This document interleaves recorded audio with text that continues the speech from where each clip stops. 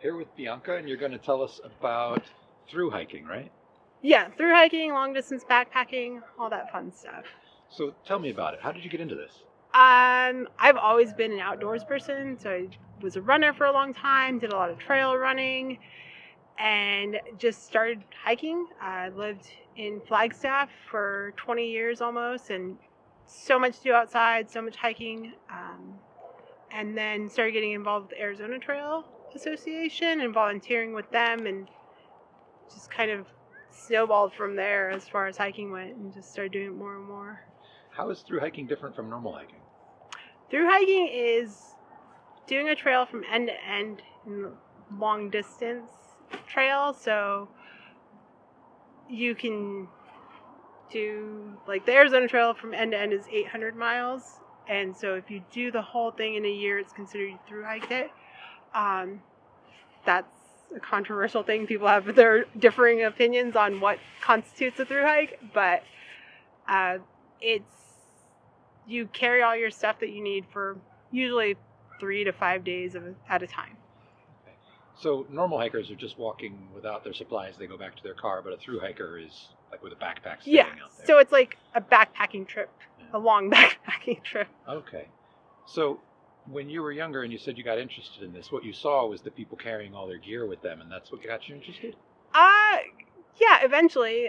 Spending more time in the Grand Canyon, seeing backpackers and understanding what they were doing, and just looking into camping. I enjoyed camping and car camping, so why not try and combine those two and do longer trails and get to see more than on a day hike. Yeah.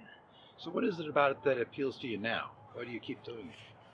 I keep doing it, and I immerse myself in a bit of the culture because I've met the most authentic and genuine people through it. It's just a really welcoming community, and people support each other in different ways, and I get to just watch other people's journeys as they're on their through hike journey and learning more about themselves, learning more about society, learning more about all these things, and it just makes me happy. You say you support each other. How do you support each other? So Trail Angel is a person that helps support hikers on their through hikes. And so for me, for example, I'll give rides to hikers. I was injured last season, so I just would park and have food and snacks and beer and soda for these people that are out 2 or 3 days, 4 days, that you don't want the food you have in your backpack anymore. You just want something else. You want hot food or something cold to drink, especially in Arizona in the desert. So that's one way to support hikers, is just, kind of surprising them with stuff or giving them a ride. I've given rides when people finish and they're just so excited and so happy, and they support each other that way. They support each other with information. Most of the information on a lot of these trails are user-based information, and so it's always good to have connections to people that have done other trails to know which hostels are good to stay at or which restaurants to avoid and what water source sucks. So far you've been talking a lot about other people and community, but you're usually by yourself out there, aren't you? Yes. Depends on what trail you're on, but a lot of times I like to do longer trips solo, so you really kind of just have a lot of time with your own thoughts, and you start to figure out what makes you happy and what brings joy to your life, and you kind of start to just forget all the noise of the normal life off trail. Does it make you not want to return? Yes, a lot of ways it does. And I think, though, that's how transitioning into a nomadic lifestyle worked for me, is because I already knew how to live off minimal things, and I already knew how to be alone in my thoughts and be alone in my van now. It seems like there's some kind of contrast, like a big contrast between being with people out on the trail and having that community you talked about, and then being alone. Can you tell me more about that? Like the contrast of how you feel in those different times. Yeah. Being in the community of thru hikers is really nice because you can be open, you can be yourself, everybody talks about poop and it's not a problem. No one's offended. Everyone pees outside. And so that's a welcoming atmosphere to be in socially. And then being by myself, I still can be comfortable knowing that what I do and where I'm at is bringing me joy. So I make sure to still spend time outside, and because those aspects also make me happy too. Do you think this is something you're going to do for the rest of your life? I'm going to hike until my body really literally breaks down.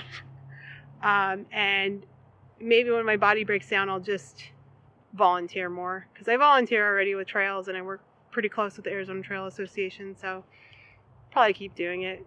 I like watching it continue to grow, and I like watching more people get out there, and I think thru-hiking is becoming more known with just a lot of people spending the past few years looking on YouTube.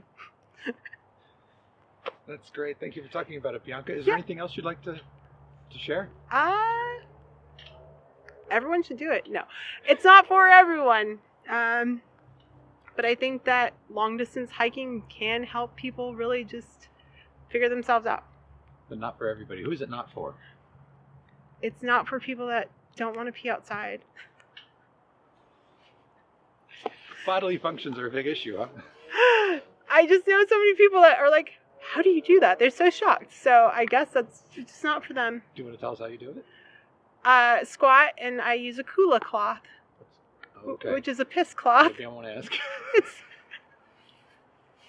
It's a brand of piss cloth. It's a small little thing. It's like the size of a pot holder. And one side's antimicrobial, and the other side's a really cool design. And you use that to wipe. And then you can just hang it off your backpack, and it dries. I thought you were going to say you had a spade or something to dig a hole.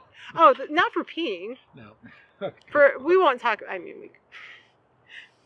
But yeah, I think long distance backpacking is not for people that don't like getting dirty.